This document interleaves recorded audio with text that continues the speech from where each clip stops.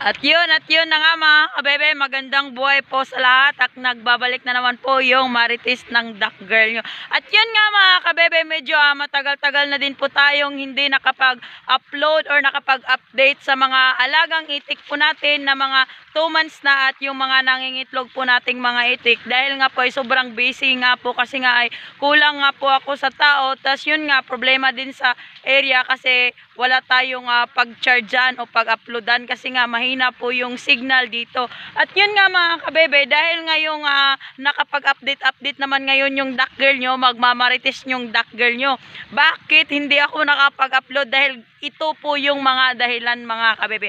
At yun nga, bago nga tayo magmarites mga kabebe, ngayon po ay parang maganda po yung panahon kasi nga kagabi ay sobrang lakas ng ulan at yun ay goods na goods po yun para sa mga alagang itik natin dito na area. Yun nga lang yung mga alagang itik ko po na 2 months ay kasi nga sa gitna natin linagay yung bahay po nila ay ang nangyari po. At yun nga mga kabebe, tignan nyo naman po itong kulungan ng bahay po ng itik ko. Kasi nga dito nga po tayo, linagay ko nga po yung mga itik ko dito na 2 months. Dito nga po yun mga kabebe, parang minasakir po talaga itong bahay na to. Ito din yung maganda mga kabebe pag linagay natin na ganitong area. Kasi nga, nung mga nakaraan kasi wala talagang tubig dito. Ang dry na dry po siya, tas medyo mataas sa sobrang lakas ng ulan. Ayun pong nangyari. Tingnan nyo, wasak na wasak po yung bahay po nila. Tapos yung mga alagang itik natin may 3 ding nangihina kasi nga sobrang lamig. At yun nga mga kabebe, bukas nga or mamaya, hindi ko pa alam, baka ililipat ko na naman itong kulungan ko. Yun ay napakahirap talaga mga kabebe pag lalo na ay wala ka pong katulong na maglipat po ng katulad nito. Kasi ganito ko po linagay kasi ang easy lang po siya ilagay kasi nga ay malambot lang po yung lupa. Tas yun nga mamaya or bukas, kawawa na naman po yung Duck Girl nyo. Busy na naman po. Magawa na naman po ng bahay. Ganun po ako kahinyo.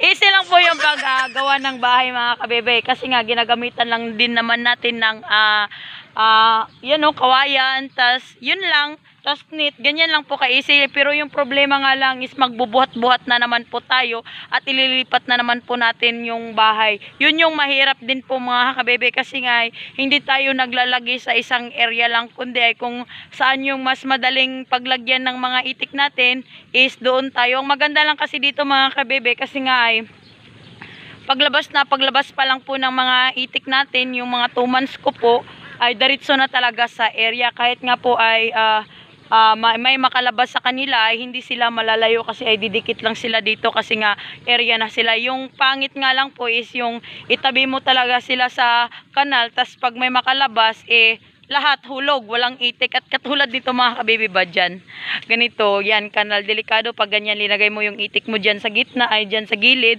Tas pag yung mga ganito ang lakas ng hangin, automatic po talaga itong mga itik mo ay dead ball dribble. At yun nga mga kabebe, ito nga yung mga lagang itik natin na duck. Yung 2 months na nating itik, kaya nga ay nababahala din ako kung saan ko ito ilalagay yung mga alagang itik natin. At yun nga mga kabebe, sisilipin nga din natin yung mga bahay, kulungan din po ng mga itik natin na nangingitlog na ngayon na hindi na po nangingitlog.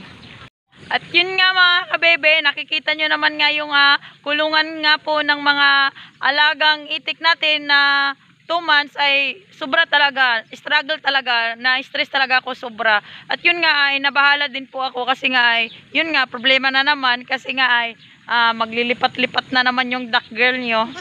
Marites talaga At yun nga mga kabebe, kasi nga ay, bakit nga dahil nga busy-busy natin yung Duck Girl nyo, yung hindi naman lang makapag-update kasi nga wala nang panahon. At yun nga mga kabebe, dito nga po talaga na area po talaga dito sa Bukidnon ay paramihan po talaga, paramihan po ng itik. Sobrang dami po talaga namang itik dito mga kabebe kasi nga dito na area po talaga sa Bukidnon ay masasabi po talaga natin na ito po yung area na maganda paglagyan po ng mga itik, lalo na po at free range po yung paglalagyan po natin. At dahil nga mga kabebe, so sa sobrang dami po ng mangiitik nga po dito sa Bukidnon, dito nga po sa Valencia, at ito nga sina area mga kabebe ay isa din po ito sa malawak na area na pwede paglagyan po ng mga itik. Yun nga po mga kabebe, ang problema nga lang po ay ganito po yun eh.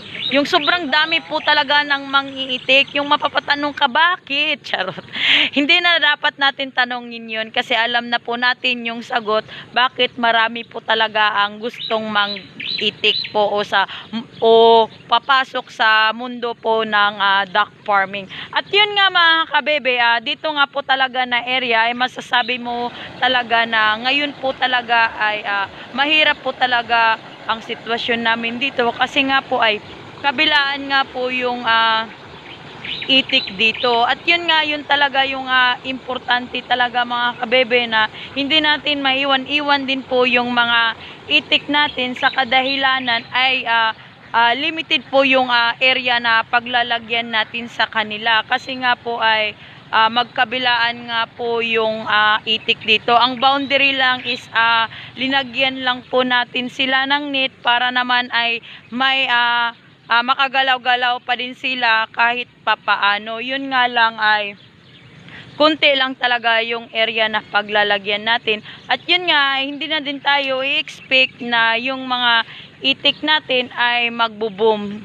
Yung ibig ko pong sabihin ay mangingitlog po kasi nga po ay sa ganitong area nga po natin inilagay yung mga alagang itik. At yun nga mga kabebe, itik natin kaya ay hindi po tayo nagka-problema at wala po tayong nalagas po sa mga itik po natin na 2 months. At yun nga, kasi nga dito na tayo sa area po mga kabebe, dito nga po na area mga kabebe, sobrang mahirap po talaga yung sitwasyon namin. Bakit mahirap? Kasi nga ay nakikita nyo naman po mga kabebe na halos yung boundary lang po namin dito sa area ay yung net lang po yung ginagamit namin para paglagyan po ng mga alagang itik namin dito. Kasi nga po dito nga area po nga mga kabebe, sobrang dami po ng mangiitik. Bakit sobrang dami? Alam niyo na po yung sagot kasi nga siguro ay maganda nga po yung maganda nga po siguro yung kita, charot, income or ito yung negosyong sinasabi ko na low budget pero high income. At yun nga mga kabebe, kasi nga andito tayo sa area, pahirapan tayo ngayon dito kasi yung mga alagang itik natin ay susurvive lang pang araw-araw, yung makakain lang sila. Pero yung sabihin mo na makaitlog po yung mga alagang itik natin ay parang malabo po talaga. Kasi nga mga kabebe, sa area namin dito ay sobrang pahirapan. Hindi pahirapan kasi walang makain, kundi pahirapan kami sa sobrang dami po ng itik. At yun nga, ito nga po mga kabebe, ito pong nakikita nyo ay sinasabi ko nga po sa iyo paulit-ulit na sa mga videos ko, dito po sa area namin, hindi pwede na wala ka pong balon na net. Kailangan po talaga ay may pabaon kang net kasi nga katulad nito, emergency, charot.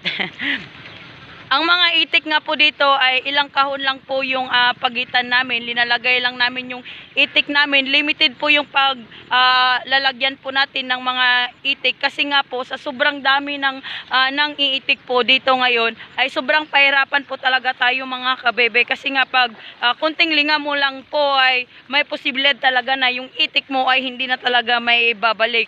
Lalo na po ay wala po tayong palatandaan. At yun nga mga kabebe, last upload po ng videos ko po ay naglagay po tayo ng palatandaan sa mga 2 months natin na itik at ito po yung dahilan mga kabebe. Kung hawakan mo yung itik, malalaman mo talaga na yung itik na ito ay dumalaga pa. Pero pag once na makalagay na ito sa mga itik or mahalo ay pahirapan na po tayong i-recognize itong itik na ito kasi nga ay halos pare-pareha lang po sila ng laki at halos pare-pareha lang po ng muka. At yun din po yung isang dahilan na kaya lahat ng may itik dito ay linalagyan po nila ng palatandaan at sa ganun ay kung mahalo man sa iba ay malalaman po natin. At yun din po yung isang dahilan din po kaya sa sobrang dami ng mangiitik dito mga kabebe, pahirapan po talaga tayo sa area. Kaya expect na talaga natin na pag ganitong maraming mangiitik ay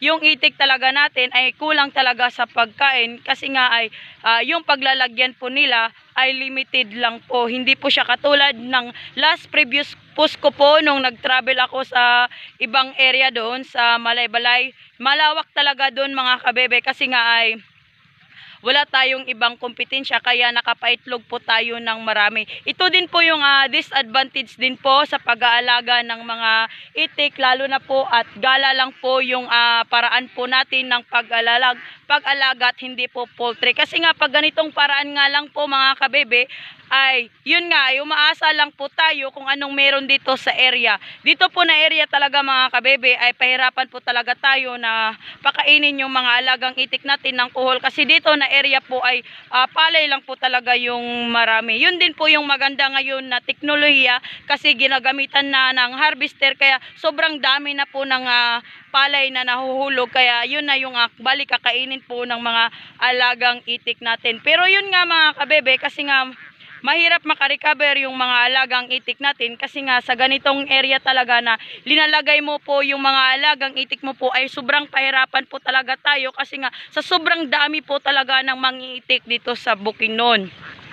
Kahit yun nga mga kabebe, kahit sobrang dami ng mangiitik, ay hindi pa din po tayo nawawalan ng pag-asa, kasi nga dito kasi na area sa Bukidnon, may mga area kasi na sabay-sabay yung ani, may area din na hindi sabay-sabay, may area na isang anihan lang. Katulad dito mga kabebe, dito po sa Valencia ay malawak po talaga yung area dito. Ang problema nga lang nga ay dito na yung dagsaan ng mga mangiitik, kasi nga sa mga area na linagyan namin before ay patapos na po yung ani at nagtataniman na po. Ito po yung worst part ng taon, charot. Yung sinasabi mo talaga na piyesta, yung saan yung ani ay andun din lahat, parang nagpipistahan, yun kami, yung mga itik ang nagpipistahan. At yun nga, sobrang pahirapan nga po mga kabebe, kasi nga dito sa area talaga ay nakikita nyo sobrang lawak talaga ng area mga kabebe, pero sa sobrang dami din ng itik ay pahirapan din po talaga tayo, kasi nga ay sa sobrang dami po ng itik ay mawawalan talaga tayo ng itik, lalo na po ay wala tayong palatandaan. Kaya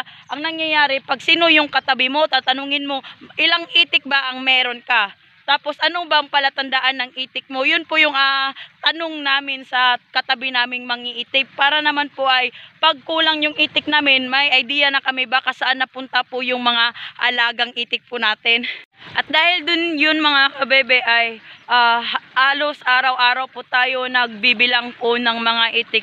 Tagahapon po yun, para naman ay mamonitor po natin yung mga itik natin kung may nahalo ba sa ibang area o may nahalo ba sa ibang itik, para naman po ay sa ganun ay makuha natin kung sino man yung katabi natin. At yun nga, ginagamitan nga lagi natin ng net ng ganitong area, at yun nga din po yung isang dahilan po mga kabebe, kaya nga po ay hindi po tayo nakakapag-update palagi, kasi nga ay sa sobrang busy po, pahirapan po talaga dito sa Bukidnon. Sa ibang area po, sa ibang lugar ay maganda talaga mag-alaga ng itik, lalo na po at wala po tayong ibang kompetensya. Dito sa Bukidnon halos ganito na po yung kabuhayan po ng halos dito na negosyo, kasi nga ay yun nga, season din yung pangingitlog ng itik, yung hindi tuloy-tuloy ba, kung mangitlog man siya 3 months, ganun, pinakataas na yung 3 months, tas back to reality na naman ng pag-aalaga, yung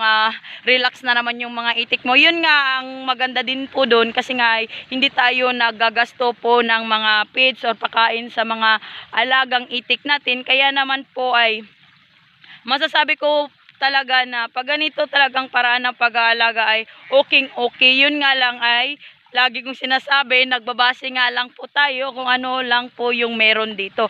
At yun nga, tungkol naman po sa mga itlog po ng mga itik ko po, ang masasabi ko lang po talaga ay ito, puro ite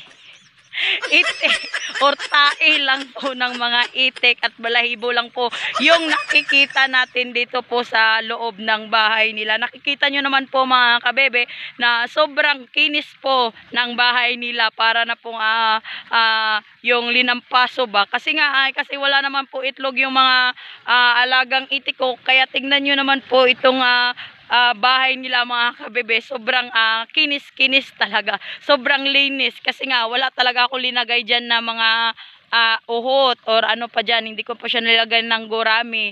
Kasi nga po ay useless din pag maglagay ako wala naman pong itlog. Yun nga lang po, sobrang putik ngayon kasi nga umulan nga po kagabi, buong araw yun siya, morning pa lang hanggang naggabi, nagmadaling araw, umulan. Kaya ito po yung nangyari ng bahay nila at nakita nyo naman sa sobrang lakas ng hangin ay napunit-punit na din po itong trapal ng duck girl nyo. At yun nga, hindi ko pa ito mapalit-palitan sa ngayon kasi nga ay okay din yun na hindi ko muna ito lagyan muna ng tabing-tabing nila or bubong na trapal kasi nga po ay hindi pa naman po nangingitlog yung mga itik ko. Pero siguro kung mangingitlog na po itong mga alagang itik po natin ay hindi pwede talaga na hindi natin lagyan, kundi lagyan talaga natin para naman ay kung mag-ulan or ano or may dumaan na mga hayop ay hindi po mabulabog o ma-stress po yung mga alagang itik natin. At yun nga, ngayon nga po ay 0-0 nga po yung itlog natin ngayon na araw. Wala nga po tayong napulot. Mga ilang days na din po. Mga 1 linggo na din po tayong zero balance po talaga yung mga itik natin. Kasi nga hindi nga makarecover yung mga itik natin. Kundi ay yun lang, buhay-buhay lang talaga sila, makakain lang sila. Yun ay sapat na din po para na naman po sa susunod na ililipat po natin yung mga alagang itik natin ay hindi na po sila masyadong mangayayat at yun nga ay mangingitlog po sila. Itong itik ko po kasi nga po ay dumalaga ay wala pong problema kasi nga ay pag dumalaga talaga yung itik mo, yun din po yung maganda. Ang dali lang din po nila makarecover lalo na po at relax yung mga alagang itik natin. At yun nga ay lagi pong may patubig nga po yung mga alagang itik natin. At yun nga, estimated yun nga mga kabebe, estimated ko nga po na mangitlog itong itik ko ay hindi ko po alam. Kasi nga ay nagbabase lang nga po talaga ako dito sa area. At yun nga mga kabebe, yun lang muna yung marites ng duck girl nyo. Ako nga pala yung duck girl ng Bukidnon ang nagsasabing magandang buhay po sa lahat.